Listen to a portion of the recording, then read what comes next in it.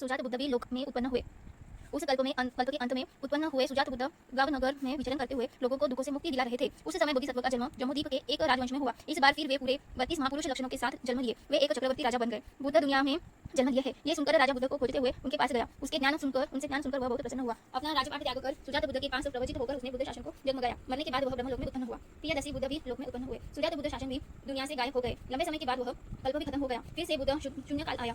28,200 कल्प तक किसी बुद्ध का जन्म नहीं हुआ। इतने लंबे समय के बाद 3 बुद्ध दुनिया में जन्म ले। ऐसे सुंदर कल्प का उदय हुआ। वे प्रियदर्शी, अंतरदर्शी, धम्मदर्शी नाम से ब्रह्मानुसार बुद्धत्व को प्राप्त कर दुनिया के प्राणियों को दुख से मुक्त किए। प्रियदर्शी बुद्ध के समय में भारत में एक प्रसिद्ध ब्राह्मण रहता था। उसका नाम काश्यप पंडित था। काश्यप पंडित प्रियदर्शी बुद्ध को ढूंढते हुए उसके पास गया। उपदेश सुनकर श्रद्धा से उसने बुद्ध प्रमुख भिक्षु संघ को महादान दिया। आज से 1800 कल्प बीतने के बाद वह व्यक्ति गौतम नाम से बुद्ध बनेगा। ऐसी भविष्यवाणी उसे प्रियदर्शी बुद्ध से सुनने को मिली। वह प्रसन्नता के साथ गृहस्थ जीवन त्याग कर प्रियदर्शी बुद्ध शासन में प्रवचित हो गया। उसने बुद्ध शासन को चमकाया और मृत्यु के बाद ब्रह्मलोक में उत्पन्न हुआ। अत्यदर्शी बुद्ध भी लोक में उत्पन्न हुए। अत्यदर्शी बुद्ध का जन्म भी उसी कल्प में हुआ। उन दिनों बोधिसत्व मनुष्य लोक में सुसीम नाम से एक ब्राह्मण परिवार में जन्म लिए। उसने गृहस्थ जीवन त्याग कर हिमालय के जंगलों में जाकर तपस्वी बनकर ध्यान किया। दुनिया को दुख से मुक्ति दिलाने वाले बुद्ध जन्म लिए हैं। यह सुनकर वह मदार के पुष्पों से सुसज्जित एक छत्र लेकर बुद्ध को खोजते हुए उनके पास आया। वहां आकर उसने बुद्ध को छाया देने के मन से वह छत्र उनको उड़ाया। तभी उसका भविष्य देख अंतर्दर्शी बुद्ध बोले, ये व्यक्ति गौतम नाम से बुद्ध बनने वाला एक बोधिसत्व है। सुसीम तपस्वी जीवन से विदाई लेकर अंतर्दर्शी बुद्ध शासन में भिक्षु बन गया। उसने बुद्ध शासन को चमकाकर मृत्यु के बाद ब्रह्मलोक में उत्पन्न हुआ। ब्रह्मदर्शी बुद्ध भी लोक में उत्पन्न हुए। अभी भी वही कल्प चल रहा था। इस कल्प में 2 बुद्ध का युग बीत चुका था। बहुत लंबे समय के बाद उसी कल्प में ब्रह्मदर्शी नाम के एक और बुद्ध का आगमन हुआ। उस समय बोधिसत्व मनुष्य लोक में नहीं थे। इस बार वे शक्र देवेंद्र के रूप में देवलोक में जन्म लिए हुए थे। देव परिवारों के साथ आकर शक्र देवेंद्र ने ब्रह्मदर्शी बुद्ध के दर्शन किए। मनोरम दिव्य पुष्पों से बुद्ध की पूजा की। दिव्य धुन के साथ बुद्ध गुण गाना शुरू किया। ब्रह्मदर्शी भगवान बुद्ध शक्र देवेंद्र को धर्मोपदेश दिए। शक्र देवेंद्र त्रिरत्न की शरण गया। ब्रह्मदर्शी बुद्ध ने बताया, ये शक्र देवराज कोई और नहीं बल्कि भविष्य में गौतम नाम का बुद्ध बनने वाला एक बोधिसत्व है। सिद्धार्थ बुद्ध भी लोक में उत्पन्न हुए। ऊपर व्यक्त किए 3 बुद्ध वाले इस कल्प का अंत हो गया। दोबारा बुद्ध शून्य समय आया। 1700 कल्प बीतने तक किसी भी बुद्ध का उपदेश न सुनाई देने वाला वह कलह विवाद वाला दुख भरा युग था। इतने समय बाद फिर से एक सुंदर कल्प का उदय हुआ। इस बार इस कल्प में एक भी अद्भुत मनुष्य का जन्म हुआ। यह सिद्धार्थ नाम से बुद्ध का जन्म था। उस समय पारमिता को पूर्ण करने में लगे बोधिसत्व मनुष्य लोक में मंगल नामक ब्राह्मण थे। गृहस्थ जीवन से घृणा कर हिमालय जाकर तपस्वी बन गए। ध्यान अविद्या बढ़ाकर जीवन बिता रहे थे। जम्बूद्वीप में बुद्ध जन्म लिया है, ऐसा मंगल तपस्वी को सुनाई पड़ा। तब वह हिमालय के विशाल जामुन वृक्ष के पास गया। इसी जामुन वृक्ष के कारण इस देश को जम्बूद्वीप कहा गया है। तपस्वी उस विशाल जामुन के वृक्ष से पके हुए कुछ मधुर जामुन लेकर सिद्धार्थ बुद्ध के पास गया और उन्हें दान दिया। इसे स्वीकार करते हुए सिद्धार्थ बुद्ध ने ऐसी भविष्यवाणी की, भिक्षु, ये भविष्य में गौतम नाम से बुद्ध बनने वाला बोधिसत्व है। इसके पास पारमिताओं को पूर्ण करने के लिए और 94 कल्प बचे हैं। उसके बाद इसका उद्देश्य संपूर्ण होगा। यह सुनकर तपस्वी ने हर्षोल्लास के साथ सभी क्षण तपस्वी जीवन का त्याग कर सिद्धार्थ बुद्ध के पास प्रवचित हो गया। उस बुद्ध शासन को चमकाया तथा मरने के बाद ब्रह्मलोक में उत्पन्न हुआ। इस बुद्ध का लोक में आगमन। सिद्धार्थ बुद्ध के परिनिर्वाण के बाद धीरे-धीरे वह बुद्ध शासन भी समाप्त हो गया। फिर से एक ऐसा कल्प गया जिसमें किसी बुद्ध का जन्म नहीं हुआ। इसके बाद अगले कल्प में तीस और फुस नाम के 2 बुद्ध लोक में उत्पन्न हुए। तीस बुद्ध धर्म रूपी उत्तम वर्षा बरसाते हुए पूरे जम्बूद्वीप में विचरण कर रहे थे। उस समय बोधिसत्व सुजात नाम से एक राजवंश में जन्म लिए। उसे गृहवास प्रिय न लगा। हिमालय के वन में जाकर वह ध्यान लाभिश रुधिवान तपस्वी बन गया। उसे सुनने में आया कि दुनिया में बुद्ध जन्म लिया है। उसने तपस्वी बुद्ध को अर्पित करने के लिए कुछ ले जाना चाहा। तब उसे देवलोक का परिजात मदार पुष्प याद आया। उसने तुरंत देवलोक जा दिव्य पुष्प का छत्र बनाकर तीस बुद्ध को पूजा किया। यह रुधिवान तपस्वी कोई और नहीं बल्कि गौतम नाम से भविष्य में बुद्ध बनने वाला बोधिसत्व है, ऐसा तीस बुद्ध ने बताया। यह सुनकर सुजात ने तुरंत तपस्वी जीवन त्याग दिया। तीस बुद्ध का श्रावक भिक्षु बन गया। उस बुद्ध शासन को चमकाकर मृत्यु के बाद ब्रह्मलोक में उत्पन्न हुआ। उस बुद्ध भी लोक में उत्पन्न हुए। तीस बुद्ध शासन खत्म होने के बाद एक लंबा समय बीत गया। उस कल्प में अंत में उस नाम के बुद्ध जन्म लिए। बुद्धत्व की प्राप्ति के लिए पारमिताओं को पूर्ण करने वाले बोधिसत्व उस समय मनुष्य लोक में जन्म ले विजितावी नाम के राजा बनकर राज्य कर रहे थे। दुनिया में बुद्ध जन्म लिए है। यह सुनकर राजा दिव्य उस बुद्ध को ढूंढते हुए उसके पास गया। वह बुद्ध ज्ञान सुनकर प्रसन्न हुआ। उसने बुद्ध प्रमुख भिक्षु संघ को महादान दिया। उस बुद्ध के मुख से उसने अपनी भविष्यवाणी सुनी कि वह भविष्य में गौतम नाम से बुद्ध बनने वाला एक बोधिसत्व है। यह सुनकर राजा ने क्षण भर में अपना राज्य त्याग दिया। वह उस बुद्ध के पास प्रवचित हो गया। उस बुद्ध शासन को चमकाकर मृत्यु के बाद ब्रह्मलोक में उत्पन्न हुआ। लोक में आए विपस्सी बुद्ध। समय के साथ उस बुद्ध का शासन भी गायब हो गया। वह कल्प भी समाप्त हो गया। अगले तैयार हुए कल्पों में फिर एक बुद्ध का जन्म हुआ। उस समय भारत में बंधु नामक एक राजा था। उसे 32 महापुरुष लक्षणों से युक्त भाग्यशाली और पुण्यवान एक पुत्र की प्राप्ति हुई। विपस्सी नाम का यह अद्भुत राजकुमार गृहस्थ जीवन त्याग प्रवचित हो गया। सेना सहित मार्ग हरा बुद्ध बनकर पूरे ब्रह्मांड में प्रसिद्ध हुआ। उस समय विपस्सी बुद्ध का जीवन अवधि काल 80,000 वर्ष था। बुद्धत्व के लिए पारमिता पूर्ण करने वाले बोधिसत्व मनुष्य लोक में जन्म ले सके। इस बार वे नागलोक में थे। इस बार भी उनका नाम अतुल था। मनुष्य लोक में एक बुद्ध का जन्म हुआ। यह स्वर नागलोक में भी गूंज उठा। यह सुनकर अतुल नागराज एक अति उत्तम उपहार लेकर विपस्सी बुद्ध के दर्शन लेते गया।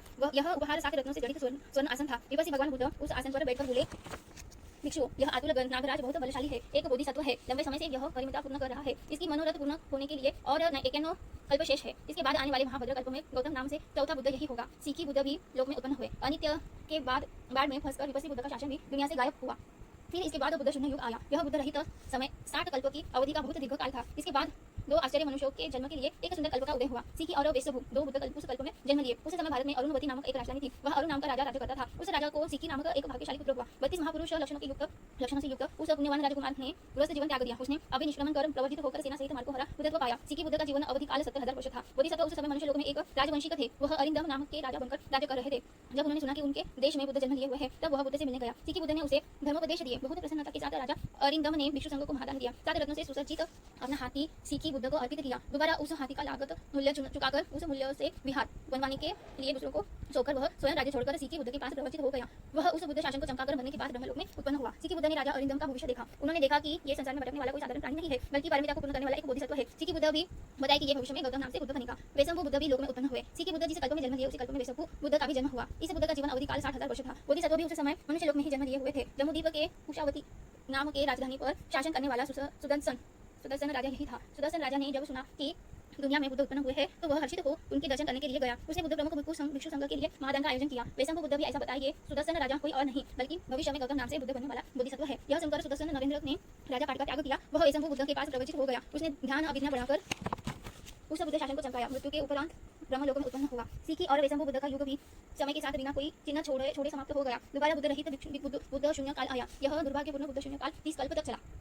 अद्भुत महाभद्र कल्प में 4 बुद्ध जन्म लिए। बोधिसत्व उस 30 कल्प तक परमिता पूर्ण करते हुए अपने मंदिर के करीब आ रहे थे। 30 कल्प बीतने के बाद एक बेहद सुंदर युग का उदय हुआ, जिसे महाभद्र कल्प कहा जाता है। इस कल्प में 4 श्रेष्ठ बुद्ध का जन्म हुआ। मैत्रेय नाम से एक और बुद्ध जन्म लेने के लिए निर्धारित है। इस सुंदर युग में ककुसंद, कोनागमन, काश्यप और गौतम बुद्ध जन्म ले चुके हैं। भिक्षु ककुसंद भगवान अरहंत समय बुद्ध का जीवन अवधि काल 40,000 वर्ष था। उसके साथ ही भिक्षु कोकागमन भगवान अरहंत समय बुद्ध का जीवन अवधि काल 30,000 वर्ष था। इसके साथ ही भिक्षु कश्यप भगवान अरहंत समय बुद्ध का जीवन अवधि काल 20,000 वर्ष था। भिक्षु इस वक्त अरहंत समय बुद्ध मेरा जीवन अवधि काल बहुत अल्प है, स्वल्प है, थोड़ा है। इस समय मनुष्य की आयु ज्यादा से ज्यादा 100 वर्ष या उससे कुछ ही अधिक है। यह स्पष्ट रूप से दर्शाता है कि अलग अलग बुद्ध के युग में मनुष्यों की आयु भी अलग अलग होती है। विपासी बुद्ध की आयु 80,000 वर्ष थी। सीखी बुद्ध की आयु 70,000 वर्ष थी। वैशंभु बुद्ध की आयु 60,000 वर्ष थी। ककुसंग बुद्ध की आयु 40,000 वर्ष थी। कोनागमन बुद्ध की आयु 30,000 वर्ष और काश्यप बुद्ध की आयु 20,000 वर्ष थी। हमारे गौतम बुद्ध की आयु बहुत कम थी, बहुत अल्प थी। वे हमारे बीच केवल 80 वर्ष तक ही थे। एक नजर से देखें तो हमें यह दिखता है कि यह बुद्ध की आयु में क्रमानुसार गिरावट हुई है। उन्हीं कल्पों में मनुष्य की आयु भी गिरती दिखी, लेकिन यह ऐसा नहीं हुआ। यह बिल्कुल अलग तरीके से हुआ। इन सप्त बुद्धों का समय पूरे 91 कल्प तक बीता हुआ एक लंबे समय की अवधि है। विपसी बुद्ध के बाद 60 कल्प तक बुद्ध शून्य युग आया। सीखी वैशंभु बुद्ध इसके बाद जन्म लिए। उन बुद्ध का कल्प खत्म होने के बाद दोबारा 30 कल्प का बुद्ध शून्य युग आया। ये महाभद्र कल्प उसके बाद आया।